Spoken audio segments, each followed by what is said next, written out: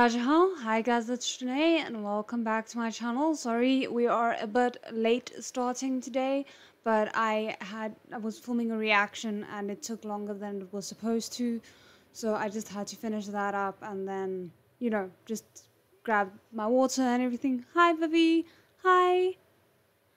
But yeah, okay, so we're here. I am excited to see where we're going with today's chapters and everything. So yeah, I have my coffee here, I have water here, and we're gonna do the 10-minute break thing again, like either 10-2 or 5-2, whichever is more convenient.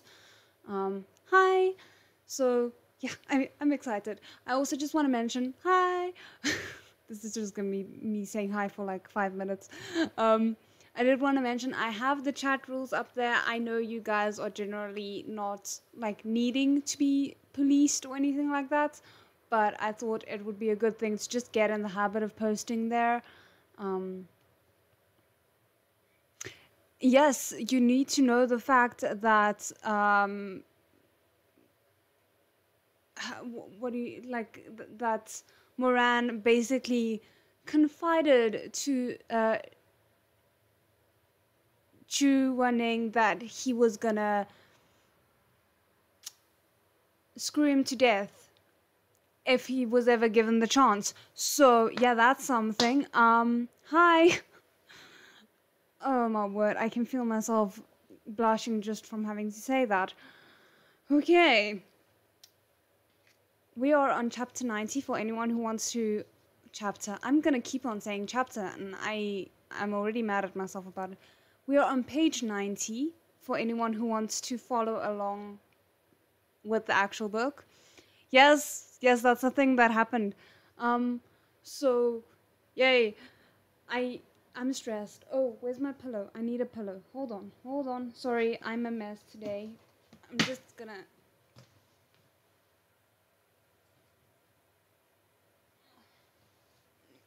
okay. I need a pillow to rest my arm on while I'm reading, because I've found out that works a little bit, sort of. Okay, now that we're more or less ready, I'm gonna keep on bumping this freaking mic. It's a work in progress, me learning how to manage it. Okay, now I think we're ready. Are you guys ready? There we go.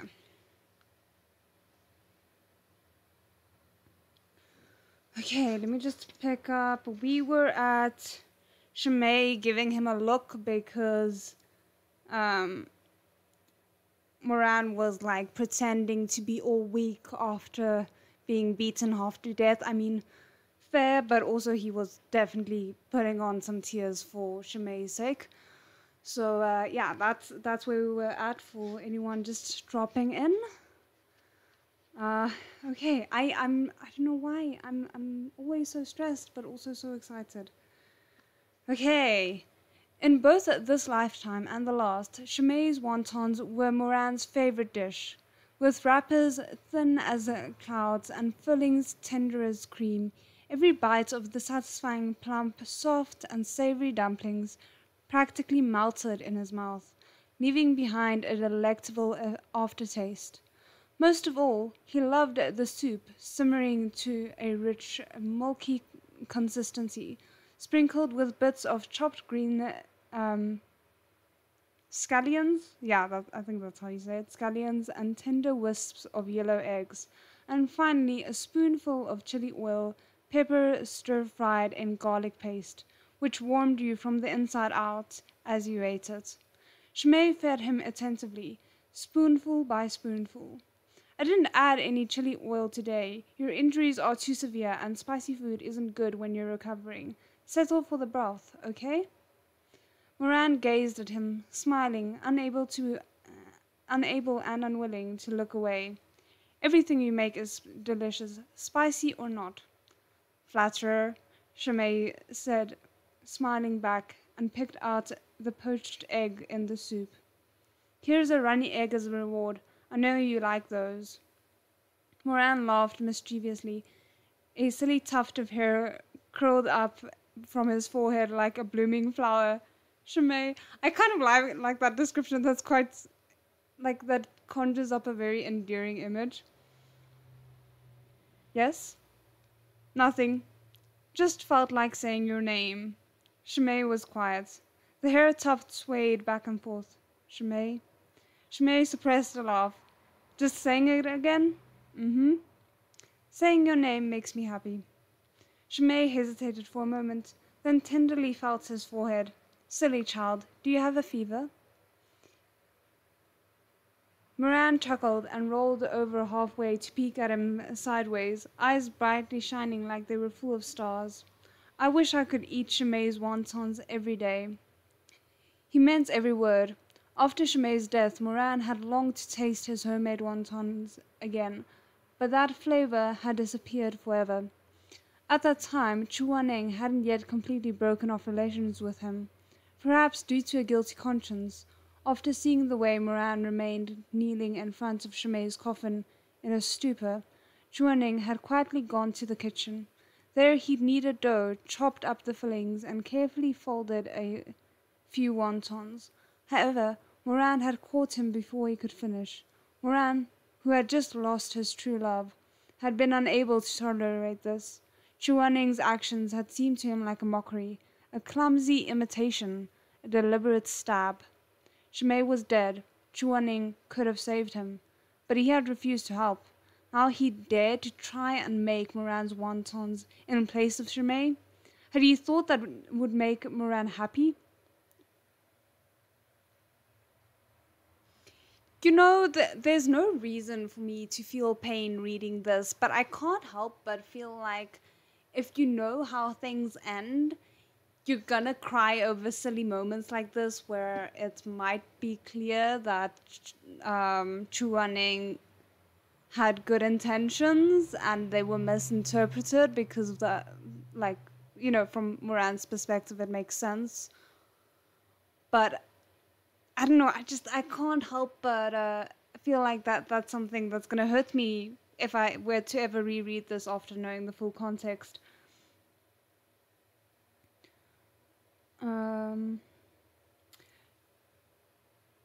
Moran had rushed into the kitchen and knocked everything over. Plump white wontons had rolled all across the floor.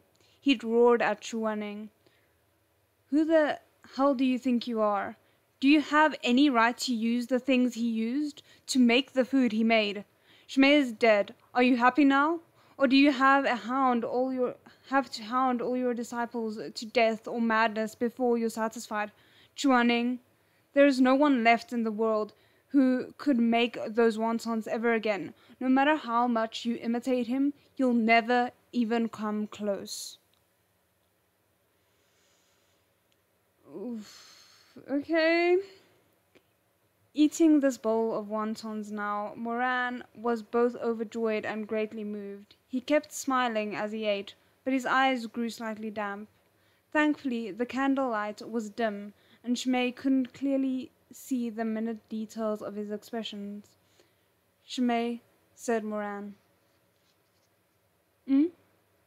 Thank you. Shimei paused for a second, then smiled kindly. Isn't it just a bowl of wontons? There is no need to be so formal. If you like them, I'll make them for you more often. Moran wanted to say, the thanks isn't just for the wontons. Thank you also, in both this lifetime and the last, for being the only person to never look down on me, who didn't pay any mind to my origins, who didn't care about the 14 years I spent struggling to survive by any means, fair or foul. Thank you also, because if not for the fact that I remembered you at the moment when I was first reborn, I probably would have killed Rongzhe, repeated a grave mistake, and walked the same bitter path as before. Thankfully, I was reborn, before your death. I will definitely protect you in this time. If anything happens to you, even if that cold-blooded demon Chuaneng won't save you, I will. Okay, so all of that was his thoughts, just in case it wasn't clear. Sorry, I don't know how to read thoughts so that it's clear that it's not dialogue.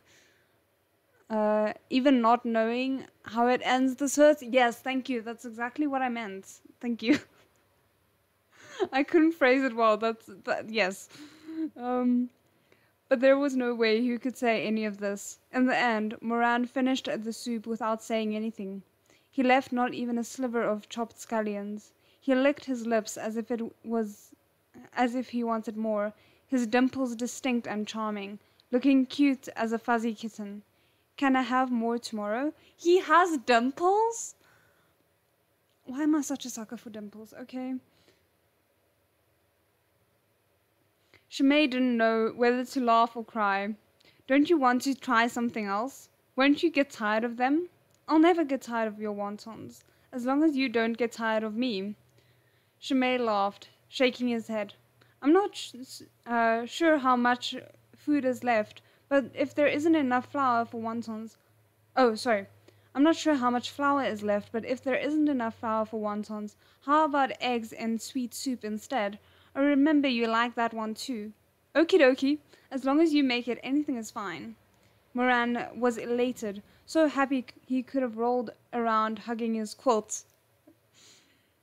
Look how tender and caring Shimei is. Chuaning, go ahead and whip me if you like. I've got a beauty to take care of me when I'm laid out in bed. Just thinking about that Shizun of his lit a fire of anger in the midst of his tender sentiments. Moran dug resentfully into the crack between the bed and the headboard once again, cursing internally. Yuheng of the night sky, Baidu immortal. What nonsense. Chuaning, in this lifetime, just you wait and see. You are thinking an awful lot about the man that you hate in the midst of all these wonderful moments, you know. You could stand to not do that. Okay, this venerable one gets punished. I thought he was already punished, but apparently not. I just quickly want to take one sip of coffee before we continue.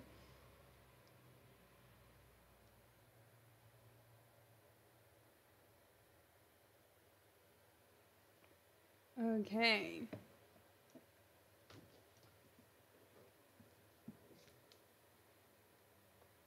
Also, just a heads up, I changed the thumbnail for Read Along 3 as well, so I'm gonna try and keep the thumbnails different so it's easier to distinguish them.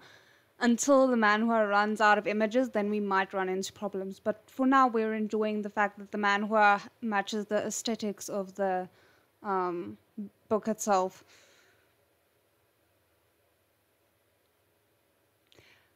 Comparing everyone and everything to a certain someone? Yep, exactly. Moran spent 3 whole days lying on his bed like a dead fish. His wounds had only just closed when he received a summons telling him to get the hell over to the Red Lotus Pavilion to do manual labor.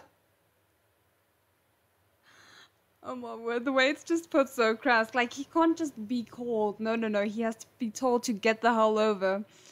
Okay.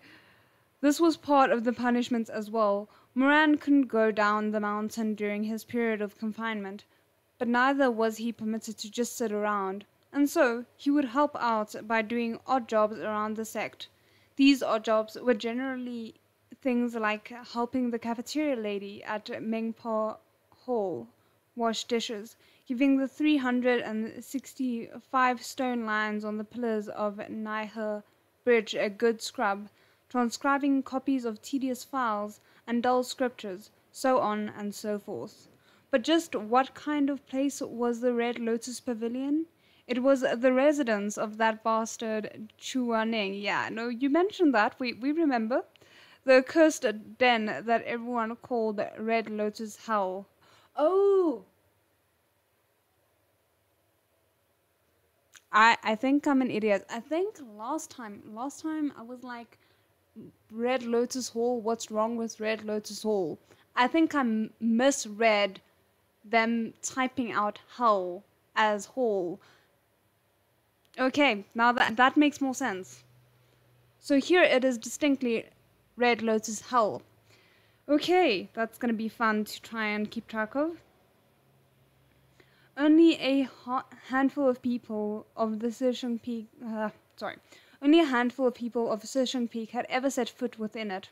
Of course, the ones who had, Every single one had come back with either their arms or legs broken. Damn. Thus, in addition to Red Lotus Hell, Chu Waning's residence had another nickname that was even more unpretentious. Okay. The Pavilion of Broken Legs. Yeah, just slap the label right on there, why don't you? The sect disciples had an inside joke. The pavilion's hides a beauty. The beauty holds Tianwen. Enter through the gates of broken legs. And know the agony of getting your legs broken. If you want your meridians busted, look no further than the Yuheng Elder. Oh my word. I mean, for people who keep on complaining how terrifying Chu Waning is, they sure like to test the limits. Once, a fearful female disciple who was outrageously lecherous had actually dared to thirst after the Yuheng Elder's beauty. She had snuck to the southern peak on a moonless night to climb onto the roof, hoping to peek at the elder as he bathed. Okay. The outcome was a foregone conclusion. That female warrior had been escorted by Tianwen to the very border of life and death, and had been bedridden for no less than 100 miserable days. Furthermore, Chu Waning had declared that any further transgressions would be met directly with an eye gouging. Okay, not to justify Moran being beaten 80 times or whatever the amount was, but compared to that, he actually got off really lightly after saying that he would sleep with Chu Waning to death. Like, it just... But in comparison, he actually didn't survive too badly. I don't know. You see, what a blunt boorishness, what insensitive behavior, what a loathsome man. Within the sect, there had been a number of naive and foolish young girls who, thinking that, as girls, the Yuheng elder would pity them and show them compassion, would giggle and tease him, boldly hoping to arouse his attention. However, once the elder butchered that female delinquent, no one had dared attempt to hit on him again. I'm just saying, I really think he actually didn't get off too badly. The Yuheng elder was indiscriminate when it came to lashes, having not a scrap of proper gentleman's disposition. Other than his pretty face, he had nothing to recommend him, or such was the opinion of the sect disciples.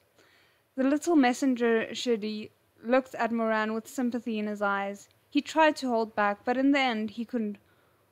Mo Shishong.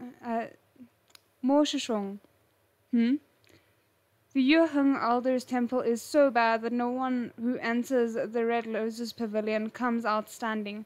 Why don't you see if you could say your wounds haven't healed and beg the Yuheng Elder to let you wash dishes instead? I feel like that's just going to be postponing the wrath and not really alleviating it. Yeah, no, me too. I've seen the fan art. He is gorgeous. I don't judge anyone looking twice at him. Moran was eminently grateful for the Shidi's Buddha-like compassion, but he still rejected the idea. Beg Chu Waning, please. He didn't want to go another round with Tianwen. Thus, with immense effort, he dressed himself and dragged his heavy feet towards the southern summit of Shizun Peak, reluctance weighing down his every step. Red Lotus Pavilion, Red Lotus Hell.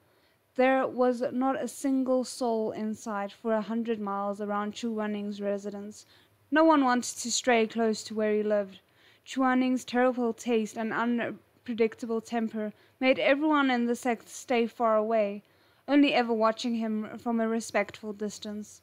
Moran remained somewhat nervous. He didn't know what Chu Waning would make him do as punishment.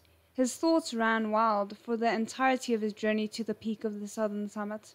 After his through a dense field of bamboo groves, a large expanse of vividly crimson red lotus came into view. It was yet fairly early in the morning. The sun had only just risen in the east, and it shone with a dazzling gleam on the horizon. From the heavens, lotus paths in the pond grew stalks that connected the crimson blossoms with the fiery red skies. Flower and sky each absorbed and reflected the other to amplify their radiance until they were legitimately impressive to behold. That sounds amazing. Upon the pond, a winding zigzag bridge led to a pavilion that stood in quiet elegance. Behind it lay a mountainous backdrop that streamed with curtains of waterfalls. Beads of water tinkled onto the rocks below like shards of crystal, scattering into a watery mist that rose like steam. Lights simmered through the haze, casting an ethereal ambience amidst the calm. Moran's feelings about this place was, ugh. Really? Ugh. Why? It's so beautiful. I get it. You've been through pain there, but still, it sounds amazing. The phrase "sleep with him to death" is funny to me for some reason. I mean, yeah, no, my replacement words aren't the best, but we're going with it because, yeah. No matter how beautiful it was, anywhere Chuaning lived could only be ugh to him. Look at this excessive lavishness, how wastefully bountiful. The dormitory where the disciples slept was tightly cramped, each room given sparingly little space. Yet look at the Hyuhung elder. He was just one person, but he'd taken over an entire mountaintop and had even dug 3 giant ponds to plant an abundance of lotus flowers. All right. Okay, so these lotus flowers were said to be of unique strains and could be made into medicines of rare quality. But either way, it was an eyesore. It really was too bad that Moran couldn't just set fire to the pavilion and burn it down. Nevertheless, grousing was nothing more than grousing. Since he was only 16 and powerless to compete with his Shizun, Moran approached Chuaning's residence to stand at the front entrance. He curved his eyes into a smile and called out with a disgustingly sweet voice, pretending to be a lowly pleb. Okay. This disciple, Moran, greets Shizun. Come in. The interior of the room was a huge mess. That cold-blooded demon Chuaning was dressed all in white, the lapels of his robes crisscrossed high and tight to lend him a chaste, ascetic air? I never heard that word. Today his hair was up in a high ponytail, and he was seated on the ground, surrounded by mechanical parts, a part of black metal gauntlets on his hand, and a brush bitten between his teeth. Okay, that's an interesting image. He sent Moran an expressionless glance and said around the brush in his mouth, "Come here." Moran went over. It was actually a little difficult because there wasn't any space left in the house for a person to walk. Blueprints, pieces of lumber, and metal parts were scattered all over the place. Moran's brow twitched. In his previous life, he had never entered Chuaning's rooms. Who could have imagined that a poised, handsome man like him would live in such a mess? It was an honestly indescribable feeling. "Shizun, what are you making?" "The Holy Night Guardian." "Huh?" Chuaning was a little grumpy, probably because there was a brush in his mouth that made it inconvenient to talk. The Holy Night Guardian. Now I'm just imagining him like, no, instead of actually being able to pronounce it properly. But, I don't know why. I'm kind of hoping that we get more or less equivalent scene of you know, in the library scene in Morazushi where Ying and Lanjan kind of got a little bit of bonding time, even though it wasn't like a make or break moment for them. It was just kind of the start of things changing a little bit. I'm kind of hoping we get a similar scene here. But also, I feel like Moran should be a little bit more alarmed by the fact that his decisions have already completely changed the outcome of everything. Like, two small things like, oh, he's never been to this man's room, and now suddenly here he is a day after he was reborn. I feel like that will make his future very unpredictable, though I suppose he doesn't really want his future to turn out the same way, so it's fine.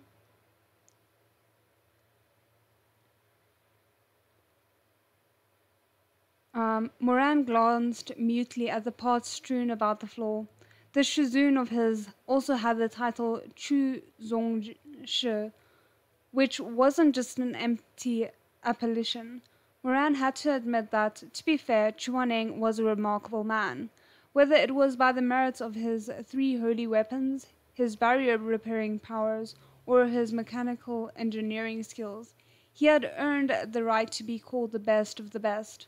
This was also why, despite his bad temper and how difficult it was to please him, every major cultivation sect had fought to win him over. As for the Holy Night Guardian, this was something with which the reborn Moran was more than familiar. It was an automaton of Chuaning's invention, cheap in price but tremendously strong and effective in battle. It could protect the common folk in the lower cultivation realm from demonic incursions at night. Oh, wow, that's actually really cool. In Moran's previous lifetime, the complete Holy Night Guardian had been something that nearly every household owned. Each set of armor was priced around the same as a broom, and was more effective than pictures of door guardians and their open, teeth-bared mouths. Even after Chuaning's death, those Holy Night Guardians had continued to protect impoverished families who couldn't afford the services of cultivators. That is so cool! That is... I love that. Like, that shows... maybe I'm just looking for goodness in Chuaning where there isn't any, but I feel like that shows a lot of care that he's willing to spend his time on something like that. Such heartfelt compassion when compared to the indifference with which he treated his disciples. It filled Moran with contempt. Moran sat down and looked at the Holy Night Guardian that was currently nothing more than mere parts as events of the past drifted through his mind. Unable to resist, he reached out to pick up one of the Guardian's finger joints to examine it. Chuaning clicked together the mortise and tenon of the part in his hand, and finally freed himself to take away the brush that had been between his lips. He glared at Moran. That one was just oiled, no touching. Oh. Moran put down the finger joint and schooled his thoughts. Still playing the role of someone cute and harmless, he asked with a smile, "Did Shizun summon me to help?" What do you want me to do?"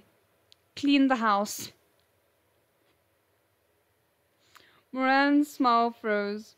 He glanced around him at the room, which looked like it had just survived an earthquake. For all that Chuaning was a genius when it came to cultivation techniques, he truly was an idiot when it came to everyday life. After cleaning up the 5th teacup that had been shattered but hadn't been swept away... What? Okay.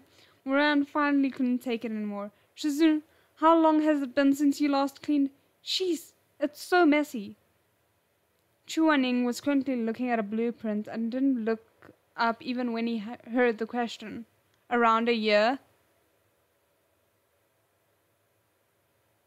"A year, muscle, okay." Moran balked. "And where do you usually sleep?" "What?" With the way this man has been so far, I wouldn't be surprised if he just didn't sleep. It seems like it would be too inconvenient for him. The blueprint had some problems with it, making Chuaning more prickly than usual at being interrupted. He ran a hand through his hair and answered irritably, "On the bed, of course." Okay. Oh my word, they're ridiculous. But just look at this beautiful art. Can you guys... Oops, I'm so sorry. Can you guys see that? That is just so gorgeous. I can't deal. This man is very fine. Chuaning's the best man ever. Love it. Okay, let me just quickly grab a little bit more coffee. What's our time looking like? Okay, no, we're still fine, I think.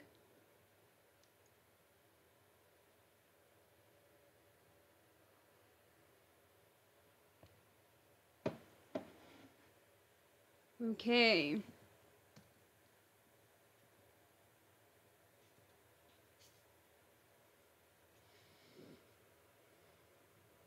Moran took a look at the bed, which was piled high with various gadgets and gimmicks that were nearly finished. It was also laden with saws, axes, sickles, and other such tools, each eminently sharp and glinting with a steely light. So pointy that you probably shouldn't sleep on it, basically. Unbelievable. How did this person sleep without chopping his own head off? After laboring for over half a day, Moran had swept up enough sawdust and dirt from the floor to fill 3 dustpans. After wiping down the shelves, more than 10 white rags were now black. By the time noon came around, only half the place had been organized. Frickin' Chuaning. He really was more vile than a shrew. Clearing a room was not, at first glance, a particularly severe punishment. Said out loud, it didn't seem particularly laborious either. However, who could have known that this meant sweeping a hellish place that hadn't been cleaned for 365 days? Never mind that Moran was covered in lash marks. Even if he were in perfect health, a tiresome torture like this could still kill him half dead.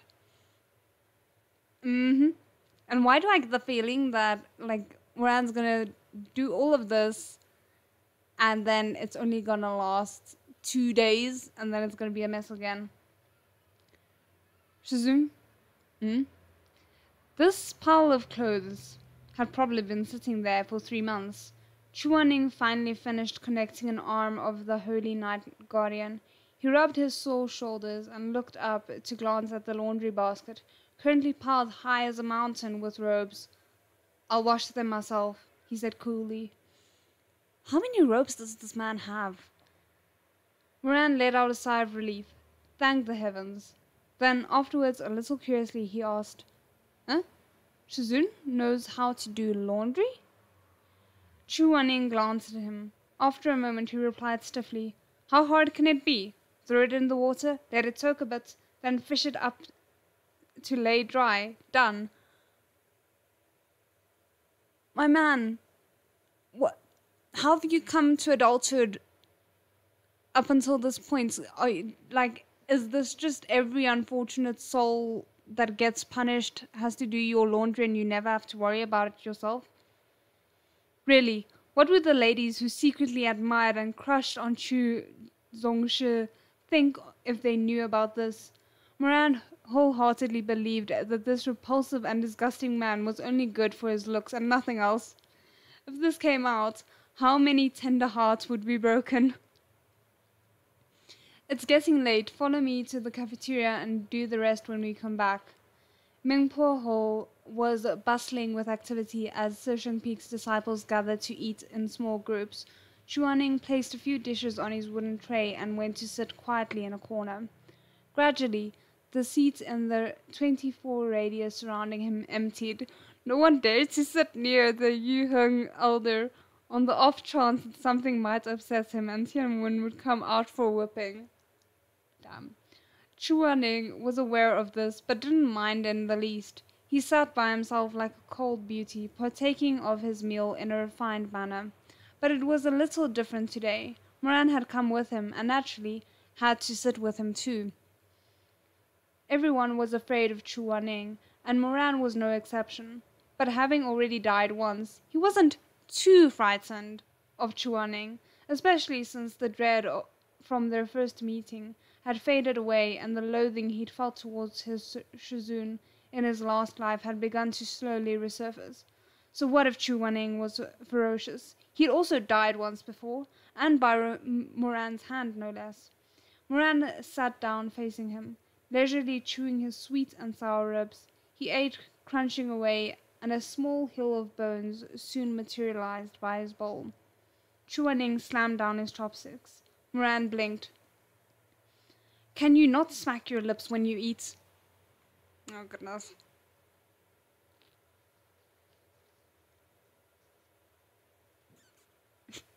I can't lol. Hi.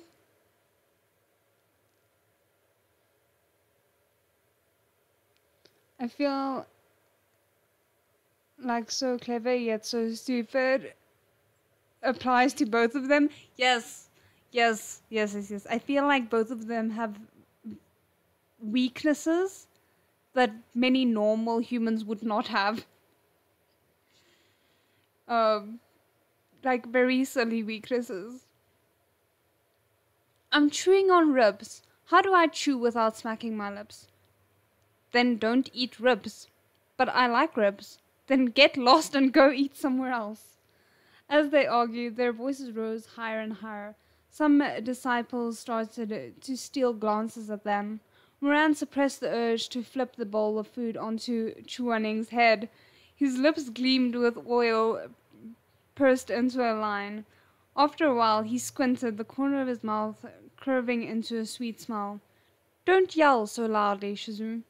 If others hear, won't they make fun of us? Chu Wanning had always had a thin face, and sure enough, he lowered his voice to mutter, "Scram." Moran laughed so hard he almost fell over. Silence. Don't glare at me, Shizun. Please, eat. I'll try and chew quietly. Having had his fun, Moran went back to his good and obedient act, and indeed he ate his ribs much less noisily. Chu Wanning was amenable to coaxing, but not coercion.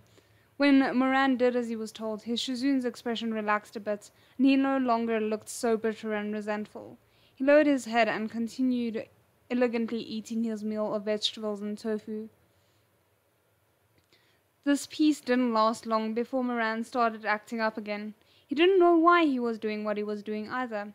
What he did know was that every time he saw Chu Wanning in this lifetime, he just wanted to annoy him, one way or the other. Thus, Chu Wanning noticed that, although Moran was no longer chewing loudly, he was eating with his hands, his fingers covered in grease, the sauce shining and dripping. The veins of Chu Wanning's temples bulged angrily, and he tried to bear with it. He lowered his gaze, not looking at Moran, and focused on eating his own food. Maybe it was because Moran was enjoying the food too much that he got carried away, but after he was done chewing a particular bone, he carelessly tossed it into Chu Wanning's bowl. Yeah, no, that is definitely purposeful.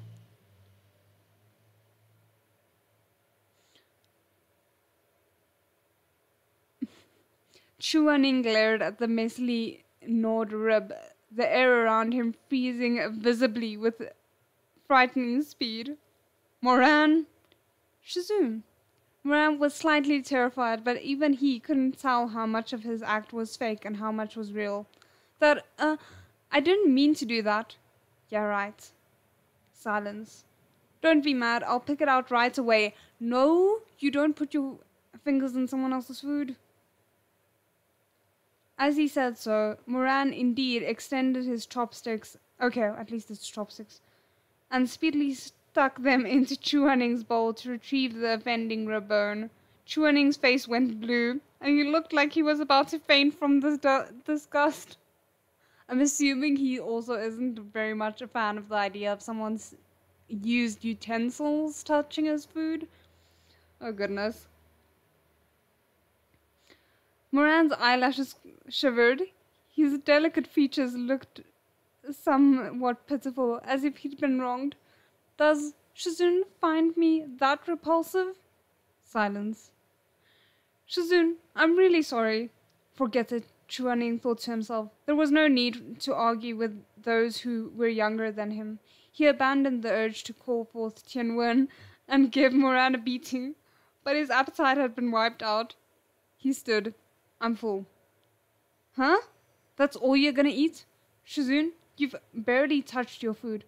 I wasn't hungry, Chuaning said dourly. Definitely. Moran was internally delighted, but his mouth kept speaking sweet words.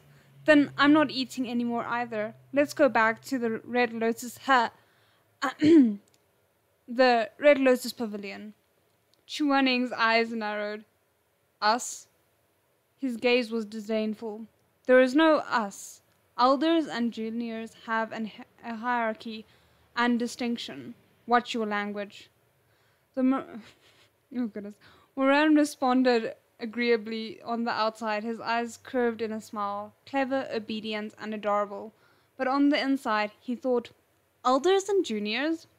Watch my language? Huh. If Chuaning only knew what had happened in their previous lifetime, then he would realize that in the end, in this world, only he, MOMINA, was the superior between them. No matter how noble and arrogant Chuaning was, how unparalleled he had ultimately been reduced to a mere speck of mud on the sole of Moran's boots, living on without purpose only by Moran's grace. Ooh, I don't like that. Moran walked faster to match his Shizun's pace, still smiling brightly. If Shimei was the pure white moonlight of his heart, then Chuaning was the piece of fish bone stuck in his throat. This poor man. He would pull it out and crush it, or swallow it and let it be dissolved by his stomach acid. In this reborn life, he could forgive anyone, but he would absolutely never forgive Chuaning. However, it seemed that Chuaning had no intentions of letting him off easy either.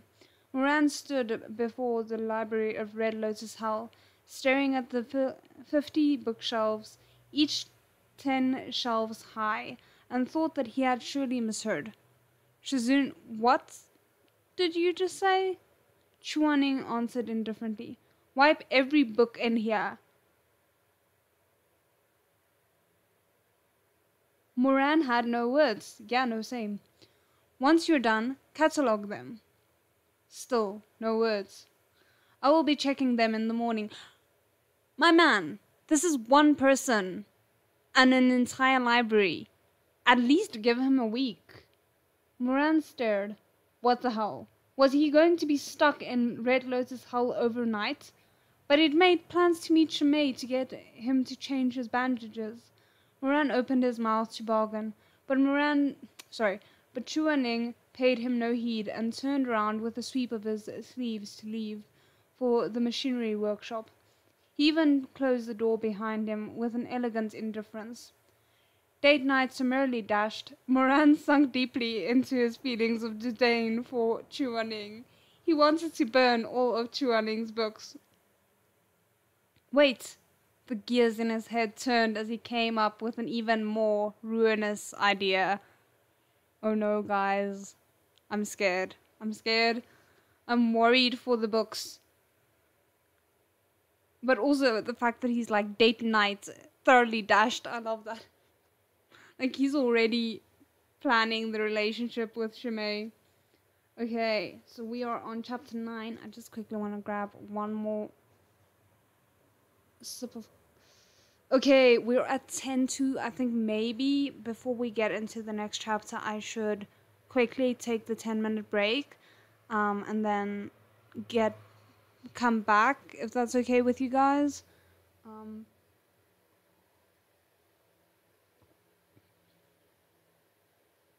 I think that might be easiest. And I must remember to actually read the chapter title when we get back. But we're over 100 pages already. I can't believe it.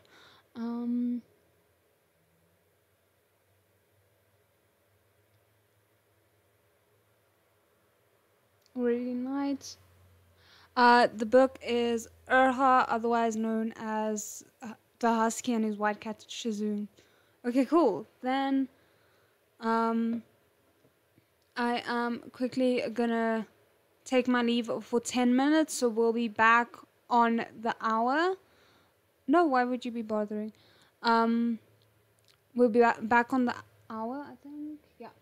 So 6 p.m. my time. I'm not sure what time for everyone else. But yeah, I'll see you in a bit.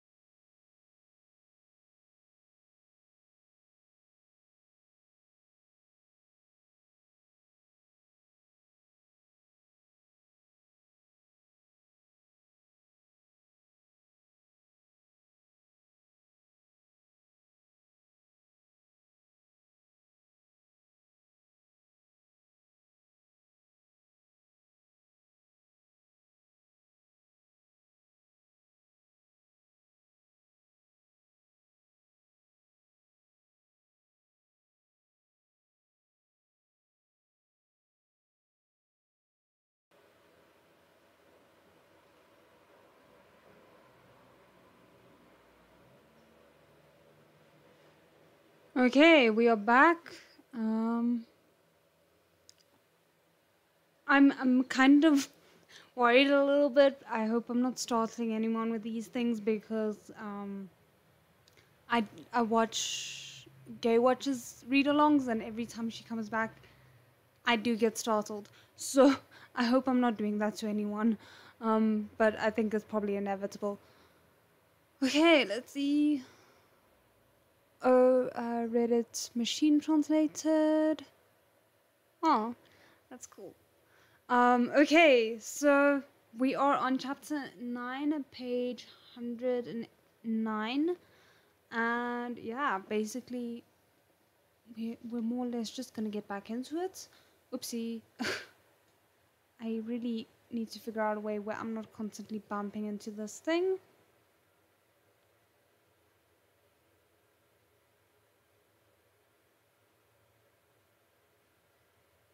Okay, cool. Okay, so this chapter is titled "The Venerable One is Not an Actor," which is interesting. I kind of wonder. I'm hoping that the context has to do with Chuaning, but it might also have to do with Shimei. Who knows?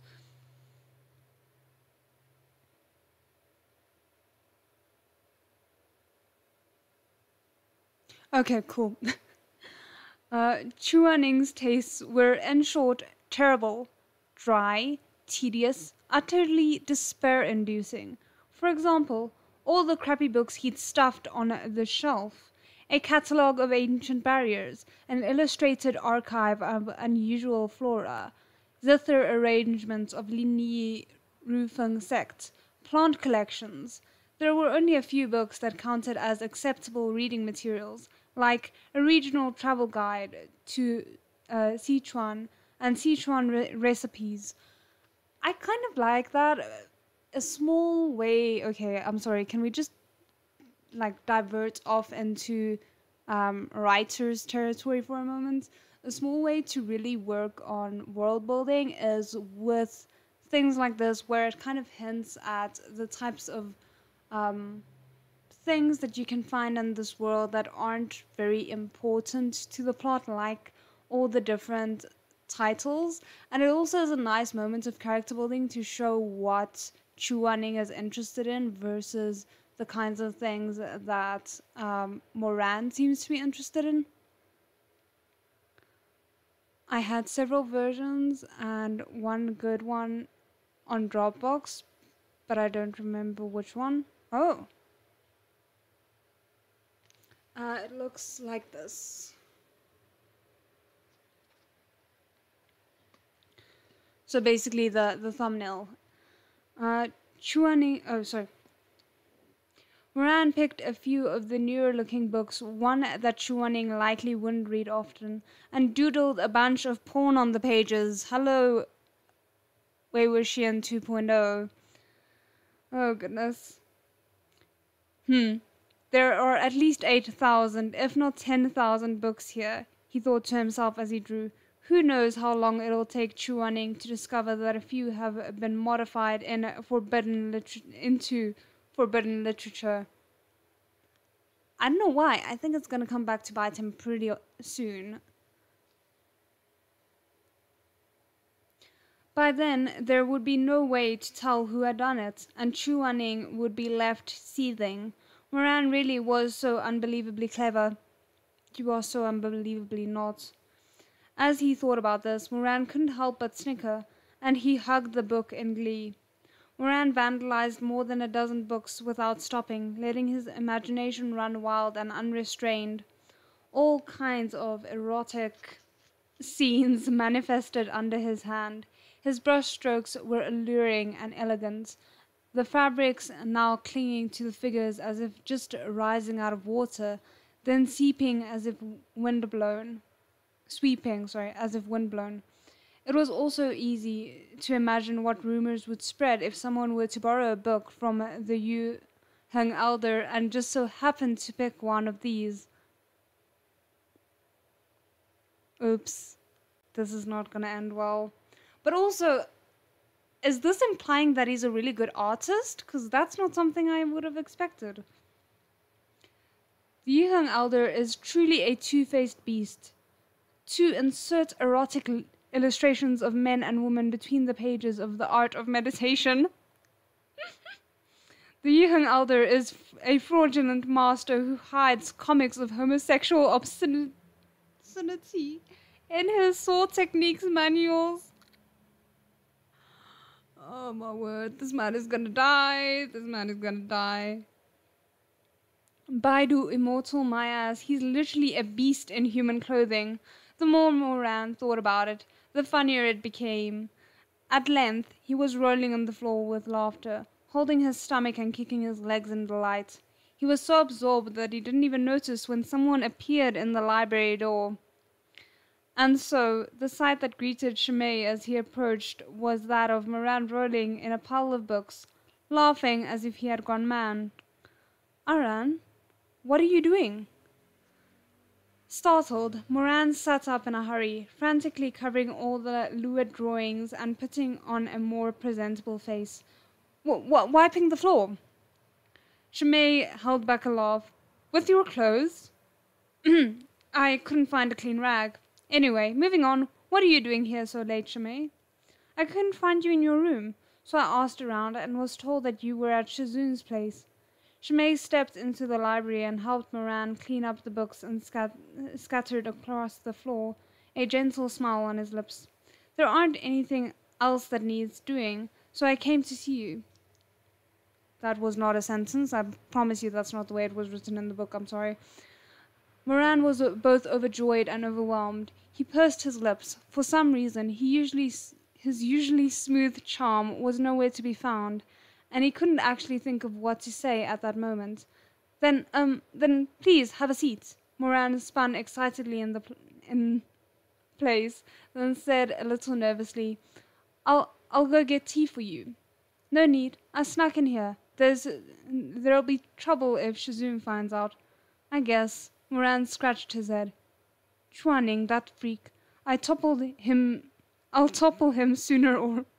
I'm sorry, my brain just went to something else. Instead of topple, there was the second PLE thing was not there. "I'll topple him sooner or later and get Shimei out from under his thumb." "You probably haven't eaten yet, right? I brought you dinner." Moran's eyes lit up. "Wontons?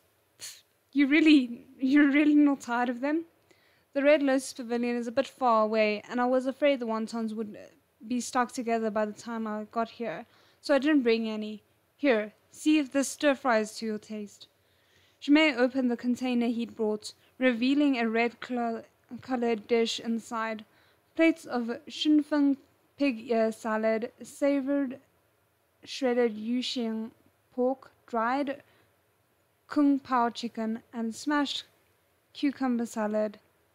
Oh, and a bowl of rice. Wow. Okay, that's like a spread.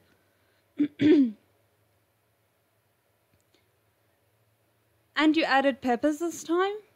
"Only a little, so you don't go into withdrawal," Shimei said, smiling. They both loved spicy food, so of course he understood the concept of no spice, no joy.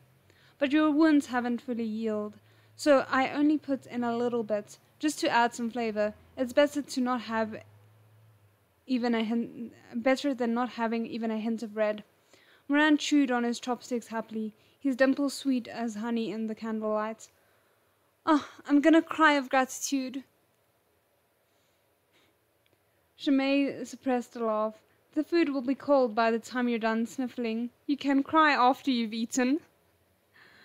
Moran cheered and dug in, chopsticks flying with impressive speed. He always ate like a starved dog. Chuaning hated the unseeming way he went at it, but Shimei wouldn't mind. Shimei was always so caring, laughing and telling him to eat slower, while offering him a cup of tea. Before long, the plates were empty. Moran patted his full belly with a contented sigh, eyes happily closed. That hit the spot. "Which tastes better, the wontons or these dishes?"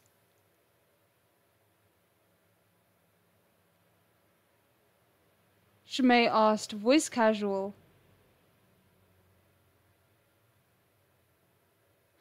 Guys, I have insane theory right now. I don't know where it came from. I'm probably like creating moments where there aren't any, just because I'm like, I need to start shipping the two main characters together ASAP. But what if one of the dishes was made by Shimei and the other was made by Chuaning, and Moran accidentally favors the dish made by Chuaning? I would die of happiness. If that's the case, don't spoil it. If it's not the case, also don't spoil it. I don't know. But now I kind of want that to be true. Anyway, it was just a thought. Let's continue. There was actually something else I wanted to say, but I can't remember now. Oh, I wanted to say I actually appreciate the fact that there is genuine chemistry between Moran and Shimei, because I feel like it's much easier as a writer to make the pairing that you want to be the ultimate pairing, you know, be the work and be the one that everyone roots for, if the secondary pairing has no like real feeling to it. But here I actually see how they're similar, how they could work in, you know, in any other setting if I wasn't rooting for him and Chuaning to come together, because I think they're a more interesting pairing. But yeah. I'm hungry now.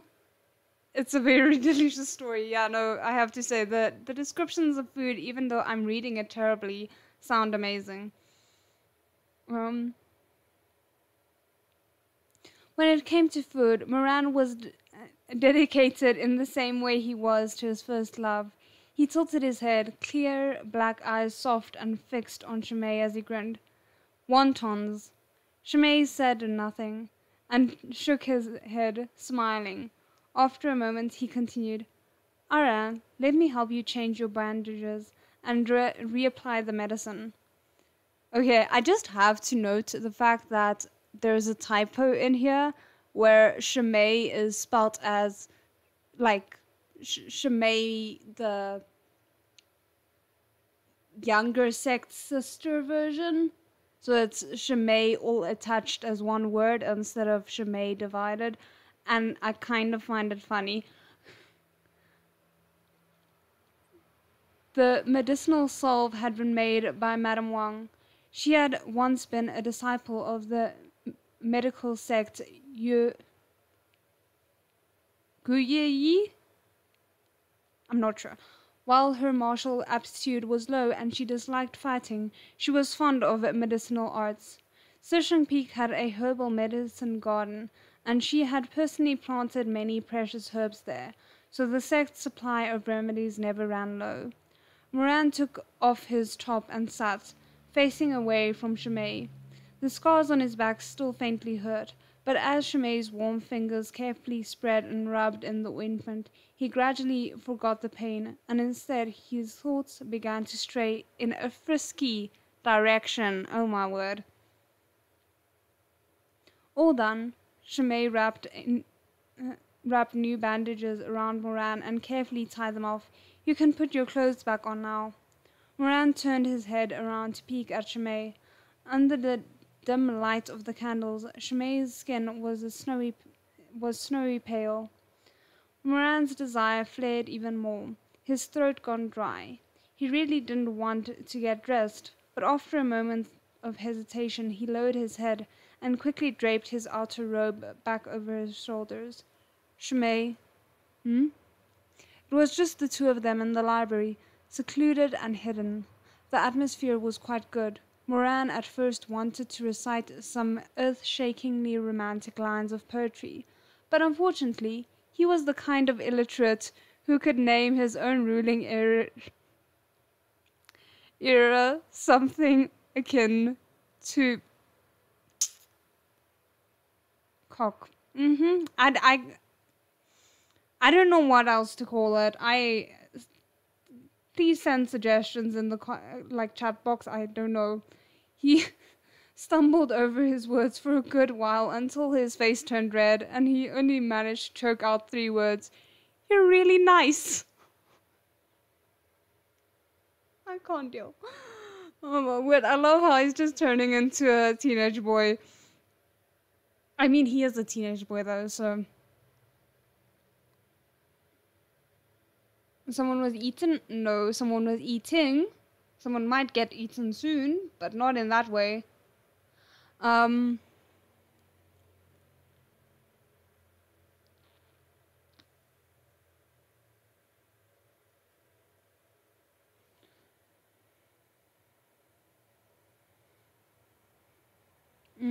Sorry, I got totally sidetracked here.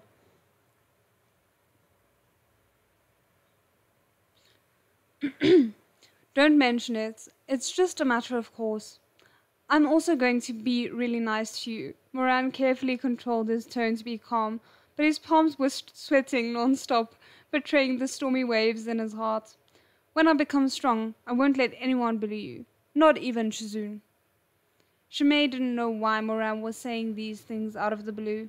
He hesitated for a moment, but still softly replied, "All right then. I'll be counting on Aran from now on." Moran mumbled his response, but grew increasingly fidgety under Shimei's expressive gaze. He didn't dare to keep looking and so lowered his head. He was always meticulously careful towards this person and determined in his dedication. "Ah, Shizun asked you to clean all these books and catalog them overnight too?" Moran absolutely had to save face in front of the person he liked. "It's not that bad. I can do it. I've just got to pick up the pace a little." "Let me help," said Shimei. "No way. If Shizun finds out, he'll punish you too," Moran said resolutely. "It's getting late. You should go back and get some rest. We have classes tomorrow morning." Shimei tugged his hand, laughing softly. "Don't worry. He won't notice. We'll be super quiet." I don't think he would have said it in that way, but okay. He didn't even get to finish his sentence before an ice-cold voice interrupted. "And what exactly are you going to do super quietly?" While they weren't paying attention, Chuaning had come out of the machinery workshop. His expression was frigid, and his phoenix eyes were filled with endless frost. He stared at them from where he stood at the door to the library, wearing a thin layer of white robes, no emotion on his face. For a moment his gaze paused on their clasped hands before moving away. "Shiming-ji? Moweyu, you've got some nerve." Shimei's face paled instantly, and he abruptly let go of Moran's hand. "Shizun," he said in a small voice. Moran also recognized that the situation was bad and lowered his head. "Shizun." Chuaning stepped into the library, ignoring Moran to look down instead at Shimei, who was kneeling on the floor. "There are barriers set throughout Red Lotus Pavilion," he said coldly. "Did you really think I wouldn't know if someone came in unannounced?" Shimei lowered his head to the floor, frightened. This disciple was wrong. Moran panicked. "Shizun, Shimei just came by to help me change my bandages. He was just about to leave. Please don't scold him." Shimei also panicked. "Shizun, this has nothing to do with Moshidi. This disciple was wrong and is willing to accept his punishment." Chuaning was silent as his face started to turn blue. He'd barely even said anything, and already these two were hurrying to cover for one another, as if he were some kind of Scrooge against whom they had to band together. I like that we're kind of getting a little bit of a glimpse of how Chuaning is feeling, even though I feel really bad for him. Chuaning remained silent for a while, suppressing the twitch of his eyebrows with some difficulty.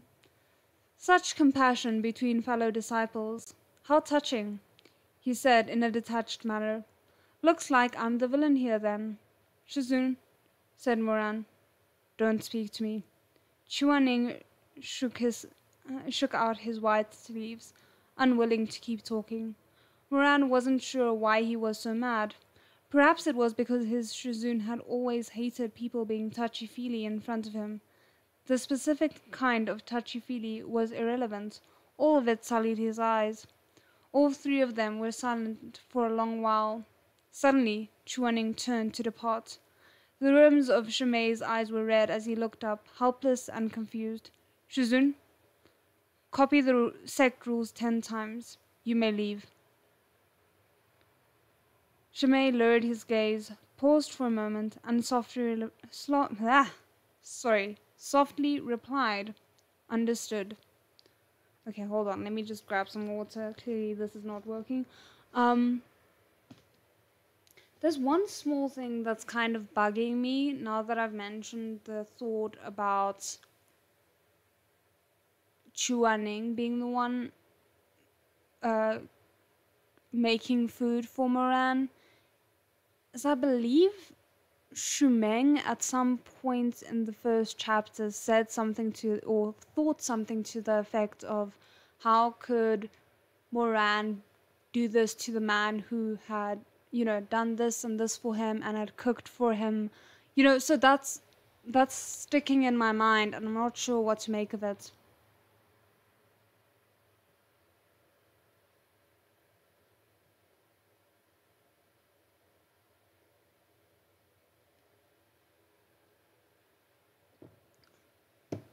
Yeah, I wouldn't be able to read something that had cannibalism in it, so don't worry about that. I mean, maybe, who knows, this book has thrown a lot of curveballs already, and we're only 9 chapters in, so maybe there is cannibalism on the horizon, but not that I'm aware of at the moment.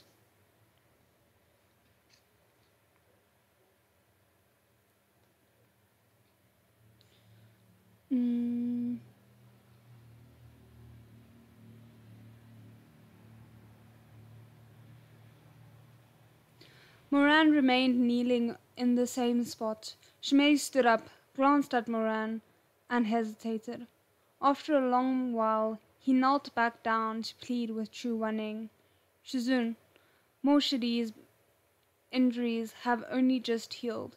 It might be bold of this disciple to ask, but please go easy on him. Chu Wanning stood alone under the lantern's flickering candlelight and didn't respond. After a while, and without warning, he turned his head towards them, sharp eyebrows lifting and eyes scorching, an angry rebuke on his lips. Aren't you just full of nonsense? Why are you still here? Chu Wanning was remarkably handsome, but completely lacking in gentleness, and he was even scarier when mad. Shumei shuddered fearfully and quickly left with a bow to avoid further provoking their Shizun and bringing Moran even more trouble.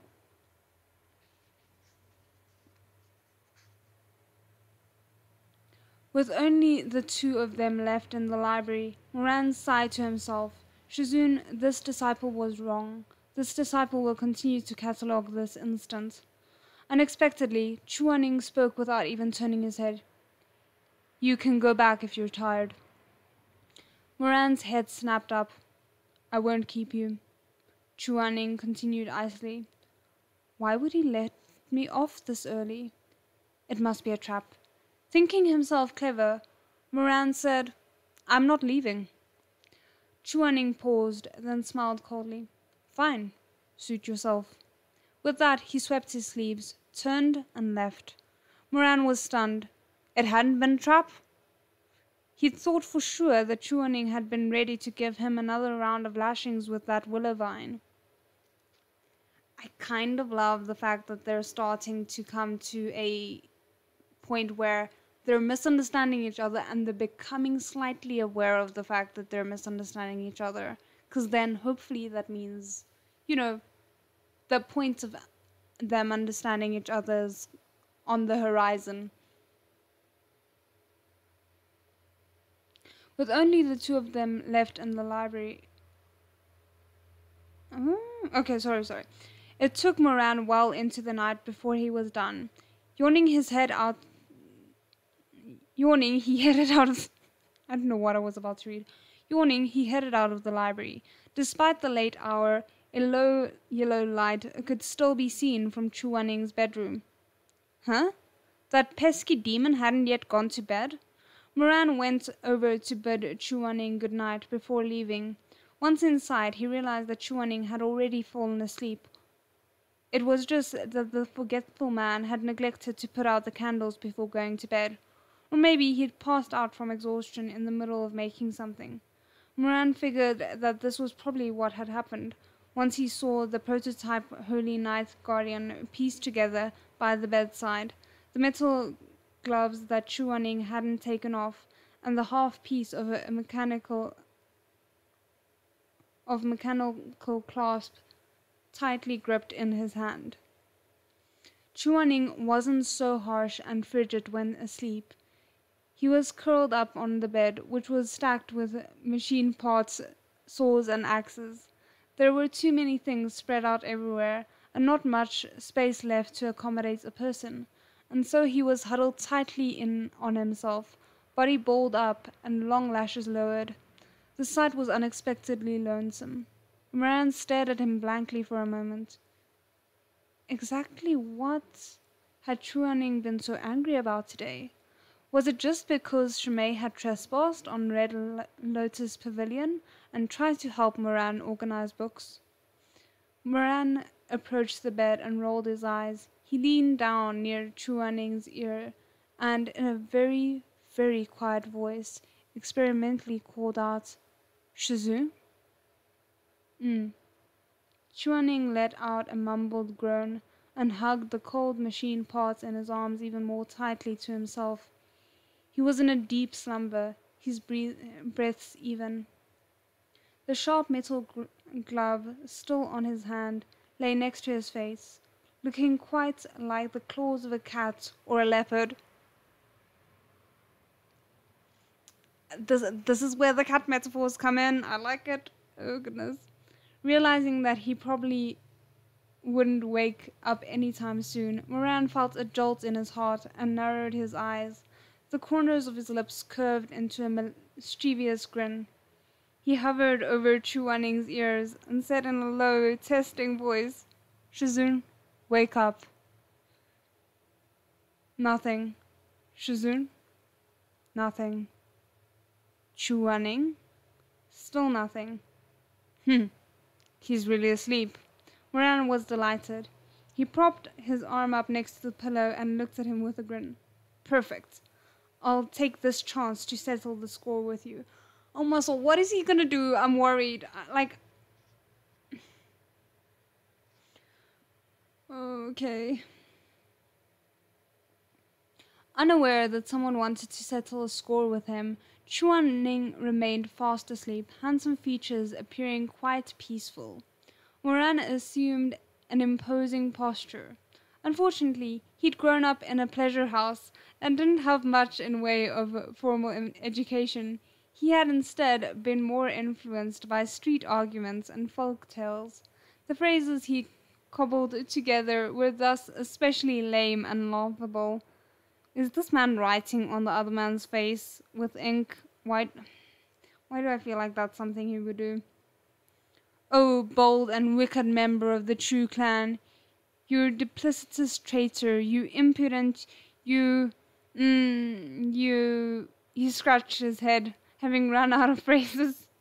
Even when he'd become emperor, the insults that had come out of his mouth had been either this mutt or that bastard, but these words seemed ill-fitting for Chuaning. Oh my word. He racked his brain for a good long while before remembering something the girls back at the pleasure house used to say.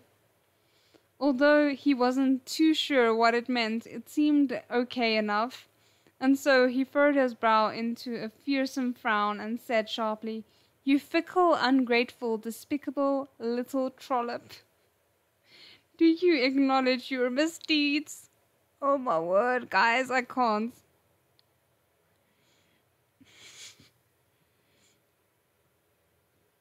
Chuaning didn't respond. If you don't speak, this venerable one shall consider it a confession. Chuaning let out another mumble, perhaps disturbed by the noise, but he remained fast asleep, cradling the machine components.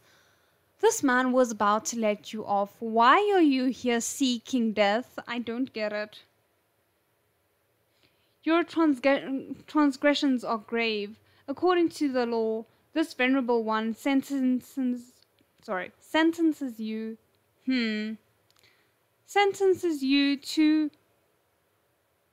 mouth punishment? What the hell? My brain is going to something and I don't think he meant for my brain to be going there. Mouth punishment. Liu Gong. And now my brain is just going to the fact that some people refer to their husbands by Gong. Okay, no, it's fine. The familiar name slipped easily out of Moran's mouth. It was only after he said it that he realized that Liu Gong was a person from his past life who was now long gone. Liu Gong, long gone, I'm sorry. Okay. Moran contemplated this for a moment before he decided to act out the missing parts himself, so he responded in an obsequious tone. Your Imperial Majesty, your old servant is present. Then he cleared his throat and said solemnly, carry out the punishment right away. As you command, your Imperial Majesty. All right, enough with the formalities. Moran flexed his fingers and began to carry out the punishment of Chuaning.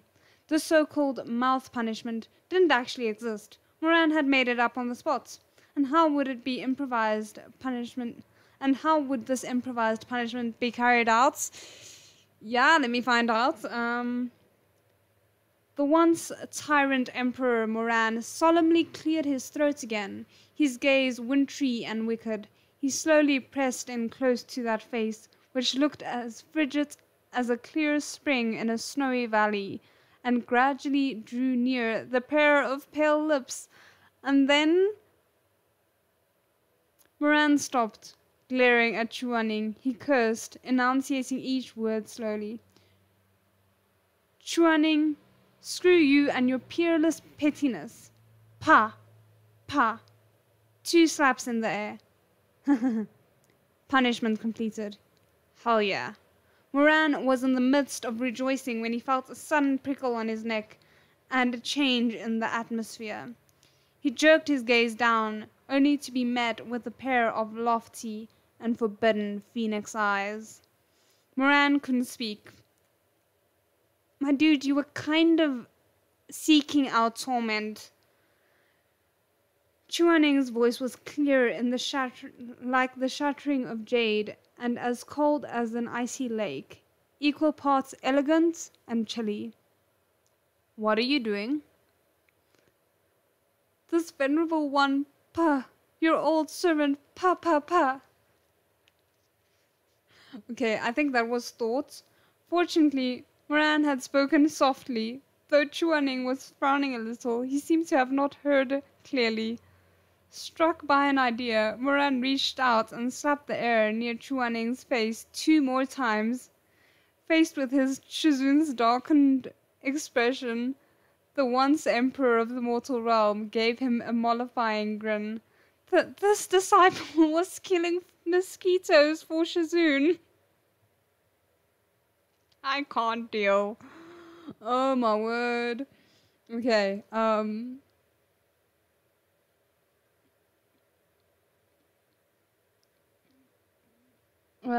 okay, cool. Yeah. Yeah, my internet is terrible, so sorry about that.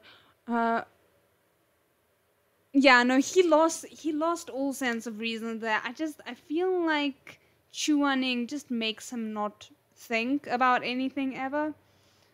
Okay, what time is it? Okay, cool. We still have a decent amount of time left.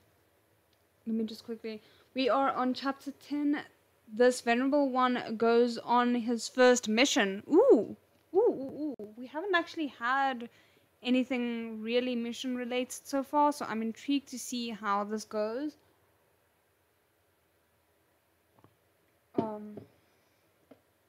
Sorry, my lips get very dry. Okay.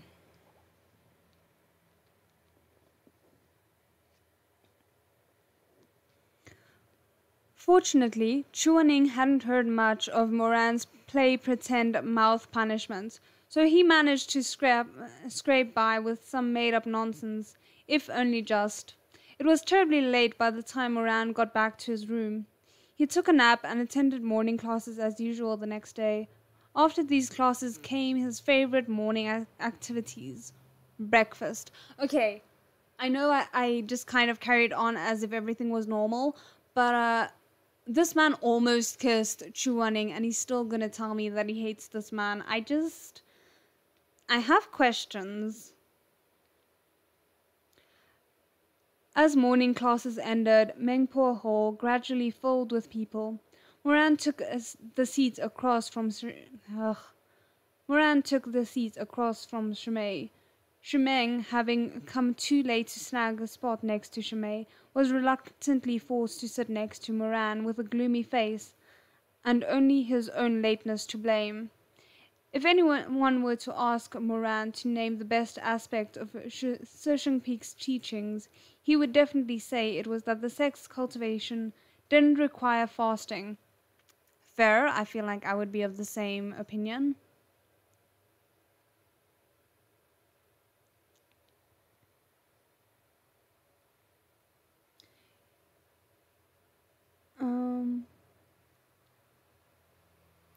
Unlike the lofty ethereal sects of the upper cultivation realm, Shisheng Peak's cultivation methods didn't mandate abstinence from meat or any other food, so the meals there had always been sumptuous. Moran drank from a bowl of savory, spicy yocha soup, slurping up the peanut crumbs and crunchy soybeans within, and enjoyed a plate of pan-fried Xinjiang buns cooked to a golden crisp that he'd ordered just for Shimei. This book is making me hungry. Shimeng gave Moran a sidelong glance. Moran, it's really quite incredible that you went to Red Lotus Hall and actually managed to walk back out on your own two legs, he said mockingly. You're a true inspiration. Of course, Moran responded without even bothering to lift his head. Who do you think I am? Who do you think you are? Shimeng sneered. Just because Shizun didn't break your legs doesn't mean you're anything more than chopped liver. If I'm chopped liver, then what are you? Shimeng scoffed. I'm Shizun's top disciple. Self-proclaimed? Hey, why don't you go ask Shizun for his seal of approval so you can frame it and hang it on a wall? You owe at least that much to your title of top disciple. Shimeng snapped his chopsticks with a crack. Shimei hastened to play mediator. Please don't fight. Hurry up and eat. Moran mimicked Shimeng, a grin plastered on his face. Shimeng bristled, smacking the table. How dare you? With the situation rapidly deteriorating, Shimei hurriedly held Shimeng back. Young master, everyone's watching. Eat, don't fight. Moran and Shimeng's horoscopes were simply incompatible. Though they were cousins, they ended up bickering every time they met. Shimei tried without success to talk Shimeng down. In the end, he had to resort to physically wedging himself between the two to ease the tension, placating left and right as he attempted to distract them both. Shimei turned to Shimeng. Young master, do you know when the madam's cat is going to give birth? Oh, you mean Ali? Mom was mistaken. She's not pregnant. She just had a big belly from eating too much. I love that. Shimei paused, then turned to Moran. Aran, do you still have to go to Shizun's place to do chores today? Shouldn't have to anymore. Everything that needed to be tidied up has been tidied. I'll help you with copying the sect rules today. Shimei laughed. Do you even have time to help me? Don't you have to copy them 100 times yourself? Shimeng raised an eyebrow, looking with some astonishment at Shimei, who usually never put a single toe out of line. Sorry, hold on. How did you end up having to copy the rules? Shimei looked embarrassed, but before he could answer, silence dropped over the dining hall as all sounds of conversation ceased. The three of them turned to see Chuaning entering Mengpo Hall, his white robes billowing behind him. He walked to the food counters without any expression and started selecting pastries. Okay, but my brain was just like, okay, but what about the things that Moran was writing? Like, what happened to that? Was it on his face? Was it on his clothes? Is he going to be laughed at now because he didn't notice the writing on the clothes that he's wearing? I'm way too stressed for this. Sibling stuff, I'm telling you.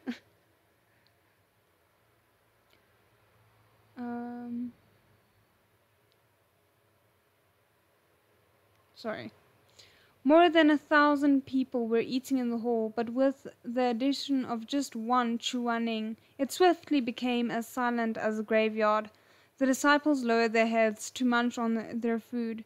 If anyone talked, it was in the most hushed of tones. Watching Chuaning carrying his tray to his usual corner to quietly eat his congee by himself, Shimei let out a soft sigh. Actually, I feel kind of sorry for Shizun sometimes. Moran glanced up. How so? Just look. No one dares to go near where he's sitting. No one even dares to talk out loud with him around. It was okay when the sect leader was here, but without him, Shizun doesn't even have anyone to talk to. Isn't that lonely? I agree with you. Moran humphed. He brought it on himself. Shimeng got angry again. You dare to mock Shizun? How am I mocking him? I'm just telling the truth. Moran put another bun on Shimei's plate. With a temper like that, who would want to hang out with him? You! The grin returned to Moran's face as he peered at Shimeng. You got a problem with me? He drawled lazily. Feel free to go and sit with Shizun for your meals then. Don't hang around us. That shut Shimeng right up. Shimeng felt a great respect for Chuaning, but just like everyone else, he felt even greater fear. Angry and humiliated, but with nothing he could say in return, he gave the table's leg 2 sound kicks and sulked by himself. Moran was in the picture of languid smugness as he directed a taunting glance at the little phoenix. Then his gaze moved across the crowd and landed on Chuaning. He didn't know why, but when he looked at the only white-clad figure in the hall full of people dressed in rich blue and silver armor, out of nowhere, he remembered that same person, sleeping curled up amidst the piles of cold metal the night before. Okay. Shimei wasn't wrong. Chuaning really was quite pitiful. But what of it? The more pitiful it was, the happier Moran would be. As he thought about it, the corner of his lips couldn't help but lift even more. I like the small detail I just realized of Shimeng being referred to as the little phoenix and Chuaning having the phoenix eyes, so I feel like that kind of implies the connection of, oh, you know, he's the little phoenix, he's the teacher's pet almost, at least at the moment.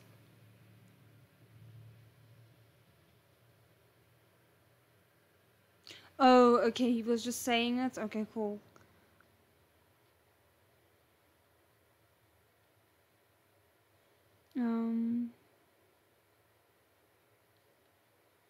The days flew by. Chuaning didn't call Moran to the Red Lotus Pavilion again, and so his daily chores became idle tasks like washing dishes, feeding the chicks, and ducklings Madame Wang kept. and weeding the medicinal herb garden. His month of confinement passed in the blink of an eye. One day, Madame Wang called Moran to Loyalty Hall.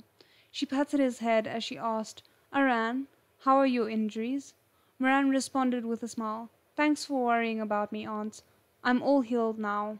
"That's good. Be more mindful in the future. Don't make such big mistakes and anger your Shizun again. Understood?" Moran was an expert at acting pitiful. "Got it, Aunt." "And another thing." Madame Wang retrieved a letter from a small table made of fragrant rosewood. "It's been a full year since you entered the sect, which means it's time for you to take on exorcism duties.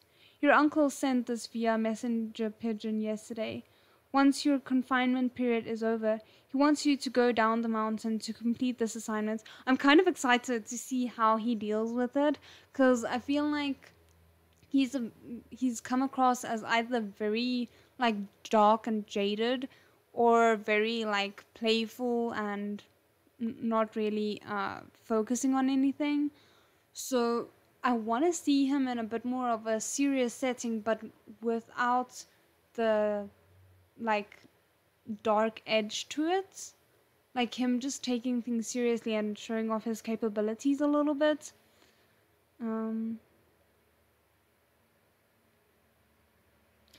Shisheng Peak's customs dictated that after one full year in the sect, disciples had to go see the world and gain practical hands-on experience as exorcists. On a disciple's first mission, they were accompanied by their Shizun, oh, that makes it even better, who observed and lent aid as necessary. They also invited another disciple along in order to encourage camaraderie with their fellows and hammer home the meaning of "a loyal heart remains constant, whether in life or in death." Moran's eyes brightened. He accepted the assignment letter, tore it open to read it in a hurry, and started to grin in delight. Now I'm really curious if it's going to be Shizun, Moran, and Shimei, and how that dynamic is going to go, if it is. "Aran, your uncle entrusted you with the heavy responsibility for your mission in hopes that you will be able to make a name for yourself," Madame Wang said fretfully. "The Yuheng elder is a powerful cultivator, but swords are indiscriminate in battle, and he may not necessarily be able to protect you. Don't fool around too much, and make sure you don't take the enemy lightly." Wise advice. I just want to see what the time is. Okay. I won't. Moran waved her concerns away, still grinning. "Don't worry, Aunt. I'll take care of myself. No problem." He dashed off to pack. That child. Madame Wang watched his retreating back, her gentle, graceful face lined with worry. How is he so happy about simply receiving a mission? How could Moran not be happy? The mission from his uncle was to look into the incident at Butterfly Town,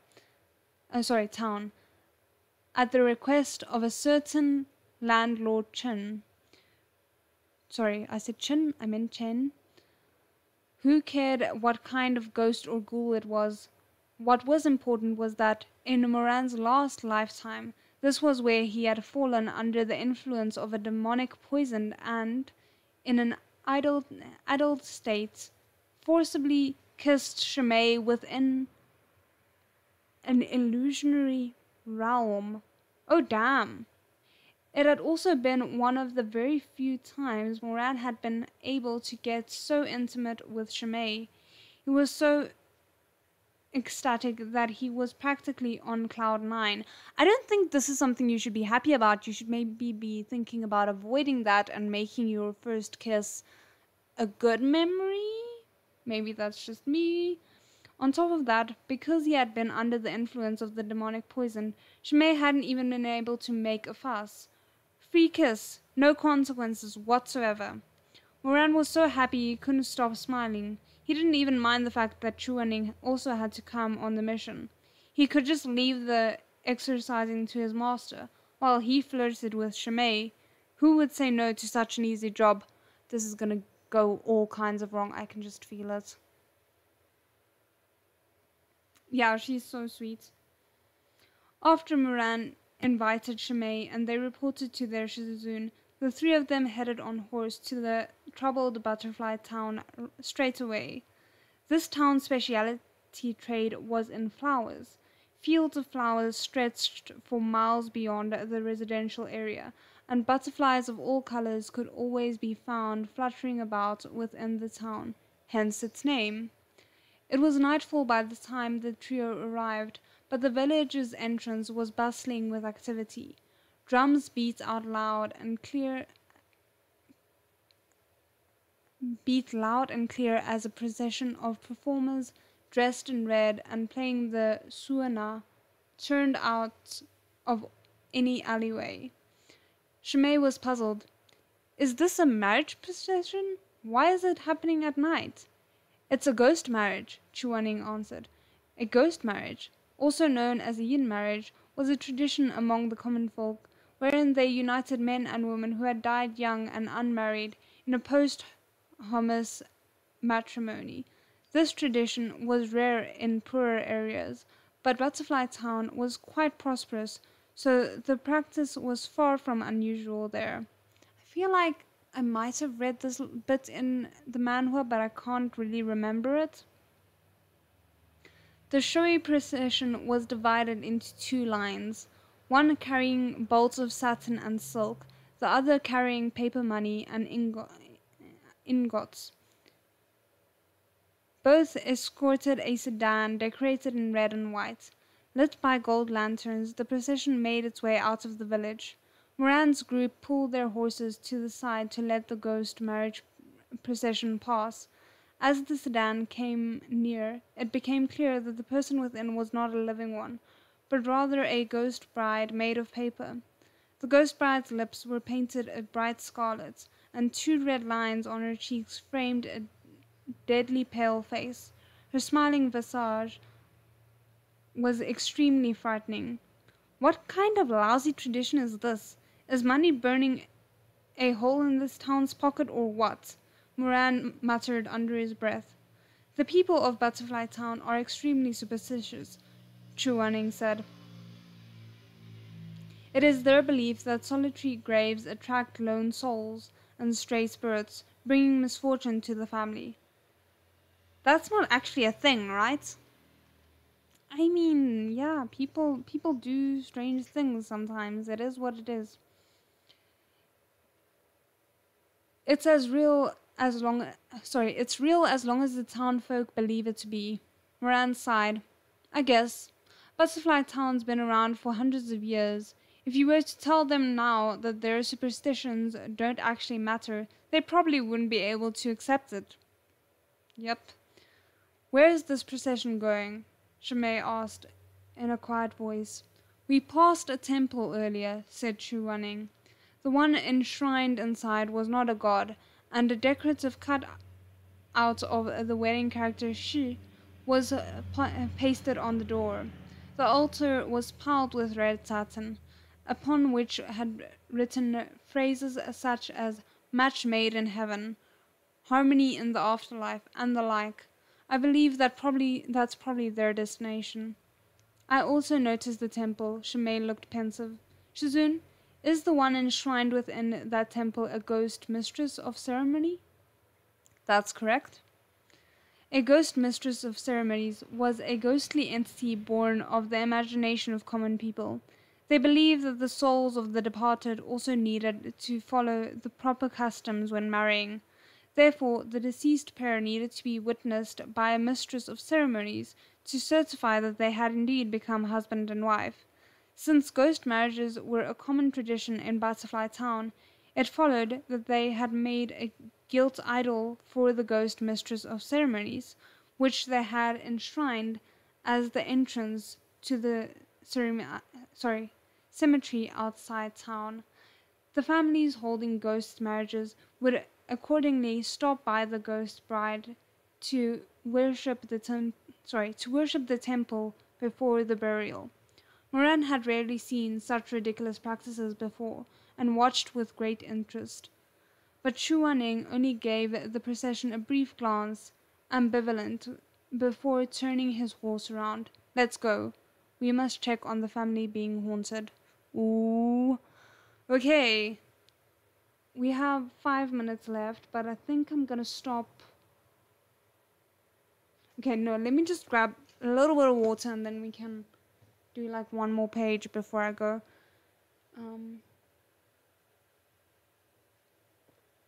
Because I can feel my throat being a little bit dry right now.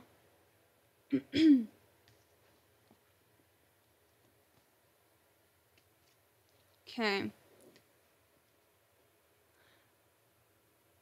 3 honored Daozhangs. I've suffered so much. You're finally here. If anyone hadn't come to take care of the Sun, I wouldn't want to live anymore. The client who had asked Sir Shengpi to perform the exorcism was the richest merchant in town, landlord Cheng. The Cheng family dealt in perfumed powders and had 4 sons and a daughter. After the eldest son's marriage, the newlyweds had sought to move out, as the new wife had disliked how noisy the family was. The Cheng family had riches and reputation to spare, so they'd purchased a large plot of land in a secluded area by the mountains north of the town, one situated in a nice spot that even had natural hot springs. But on the first day of the construction, they'd only dug a couple shovels into the mountain ground before they hit something hard. The wife had moved over to take a look, only to immediately swoon from fright. Somehow they had dug up a brand new, red-painted coffin. Butterfly Town had a designated burial ground where all their deceased were interred, but this solitary coffin had inexplicably shown up at this mountain. Not only that, it had neither grave nor marker, and the entire coffin had been painted blood red. Of course, they hadn't dared to proceed any further, and had hurriedly covered it back up, but it had been too late. Ever since that day, strange events had befallen the Chengs. First, it was that daughter-in-law of mine, Landlord Chen, lamented. The fright affected her baby and she miscarried. Then it was my eldest son. He went into the mountains to collect medicinal herbs to help his wife recover, but he slipped and fell, and by the time we found him, he was dead. He expelled a long sigh and waved his hand to choked up to continue. Madame Chen dabbed at her tears with a handkerchief. My husband is right. In the months after that, each of our sons met with misfortune, one after another. If not disappearance, then death. Of our 4 sons, 3 are already gone. Yeah, I remember something like this, but I can't remember how it goes. Chuaning's brow furrowed as he glanced past the couple, and his gaze landed upon the pale-faced youngest son. The boy looked to be about the same age as Moran, 15 or 16, and had delicate features, though they were now twisted with fear. Would you mind telling us how your other sons? Shimei asked. How did they die? Madame Chen sighed. Our second son went to look for his brother and was bitten by a snake on the way. It was just a regular grass snake, not poisonous, so at the time no one paid it any mind. But a couple of days later he just fell over while eating, and then... She let out a sob. My son. Shimei exhaled, feeling terrible for having pushed. Then were there any signs that he had indeed been poisoned? Ha! What poison? Our family's definitely been cursed. The oldest sons are all dead, and the youngest is next. He's next, I tell you. I don't know if this is my memory or if it's just a thought, but I feel like maybe the youngest son took the opportunity of the superstition to kill off his older brothers so there wouldn't be competition for him, like, you know, wanting to take the family fortune for himself or something like that.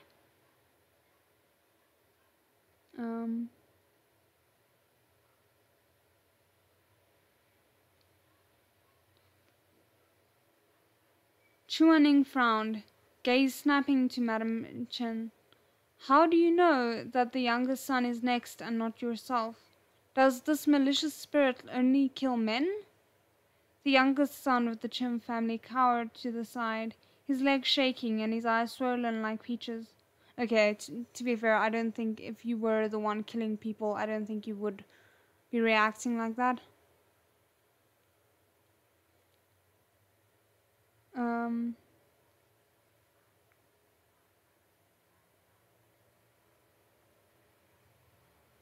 Even his voice squeaked and contorted as he said, "It's me, it's going to be me. I know it is. The person in the red coffin is coming. He's coming. Dao Zhang, save me. Dao Zhang, save me." He began to lose it as he spoke, scrambling over to try and hug Chuaning's thigh. Chuaning had always been averse to physical contact with strangers and immediately sidestepped him. He lifted his head to stare at the Chins. "What exactly is this about?" The couple exchanged a glance and spoke with quavering voices. "There is a place in this house. We're afraid to go near it. Dao Zhang will understand when he sees it. It's truly evil. Truly." "What place?" Chuaning interrupted. They hesitated for a moment, then pointed towards the ancestral shrine room with shaking hands. "There." Chuaning led the way, followed closely by Moran and Shimei, the Chen family trailing behind at a distance. They pushed open a door to a room that looked no different from the ancestral shrines of the other large families, with rows of memorial tables flanked on both sides by pale candlelight. All of the tables in the room were painted yellow, with the names and positions of the departed engraved thereon. The writing was neat and careful. "Esteemed spirit of so-and-so ancestor. Esteemed spirit of so-and-so ancestor." So on and so forth. Oh my word. But in the very center, there stood a tablet with lettering that wasn't carved and painted, but written in vivid red. "Spirit of Qin Yanji, erected by a living member of the Chen Su clan." The Chen family, who had been hiding behind them, peeked into the shrine room that was draped in fluttering white silks. Perhaps they hoped for a fluke, but those letters on the tablet, which seemed to have been written in blood, were still there, and they broke down immediately. Madame Chen wailed loudly, and the youngest son's face was so pale that he hardly even looked alive. Okay, I think I have to stop here now. Okay, no, there's one more page left and we're at the end of the chapter, so, but I think if my memory serves, I think the name on the tablet is the name of the living person, and that's why it's kind of scary.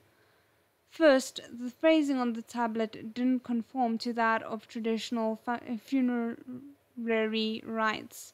Second, the characters were extremely messy, as if the writer had been about to fall asleep and struggled to write, so much so that they were nearly illegible. Shimei turned his head and asked, "Who is Chen Yiji?" That's me," answered the youngest son from behind him, his voice shaking with sobs. Landlord Chen wept as he spoke. "Dao Zhang, it's like this. Ever since our second son passed, we noticed that a new tablet had been added to the ancestral shrine, but the names written on it were those of living people from our family. Once a name appears, that person is doomed to meet disaster within 7 days. When our third son's name appeared on the tablet, I shut him in his room and sprinkled incense dust on his door, and I even got someone to come cast some spells. We tried everything, but on the 7th day, he still died. No cause whatsoever. Just died." The more Landlord Chen spoke, the more emotional and afraid he became, and he even dropped to his knees. "I've never committed any wrongdoing in my life. Why must the heavens treat me so? Why?" Shimei's heart ached for the old man, and he hurriedly went to comfort him as he cried to the heavens. He looked up and said softly, "Shizun, this..." Chuaning hadn't even turned around. He was staring at the tablet with great interest, as if flowers were about to bloom from it.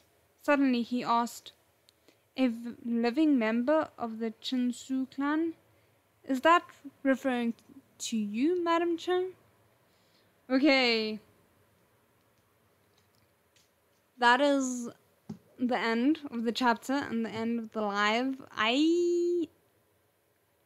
I'm curious though, because technically speaking, shouldn't Moran already kind of know the answer to all this? So he should theoretically be able to solve this really quickly, but obviously I don't think he's planning on doing it until he gets to kiss Shamei. Oh my word, I have mixed feelings about that. Have you seen the manhwa kiss? No, I have not. I don't think. I think I would remember if I had seen it. But yeah, so we are... What page are we? We are on page 132, so the next chapter is going to be chapter 11. That was so fun. Oh my word. Okay, I really enjoyed that. I have so many thoughts, and it's just like I wish we could read it more quickly, because I just want to see where all of this goes. But I mean, the fun part is kind of in getting there. So yeah, I mean, it's not rewarding if you don't have the journey that kind of makes you want it as much as you end up wanting it. So Chinsu reminds me of Jin Guangyao's wife. Okay.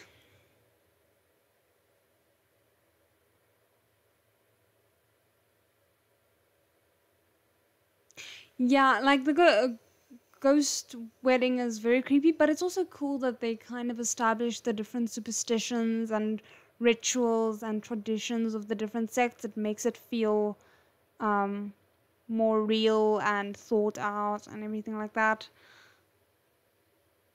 Yeah, I really love the humor. Yeah, I do have volume 2.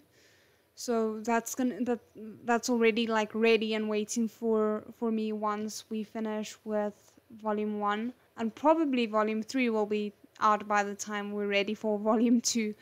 But anyway, we're just going at a good pace.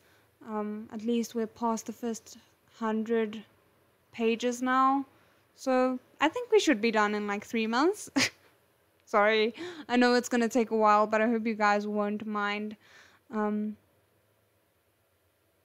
Yeah, I really want to continue, or not continue, like I want to read this, but I also want to check out more of her other books because I really enjoy the humor. Or there, I don't know what the gender is, but yeah, I'm really loving this. I hope you guys had fun as well, and I'll see you guys again next week, next Saturday and next Sunday, as of right now, because I think my voice held up okay-ish, so I think it shouldn't be a problem to do it 2 days after each other. So I'll see you guys again next Saturday and next Sunday. 再见。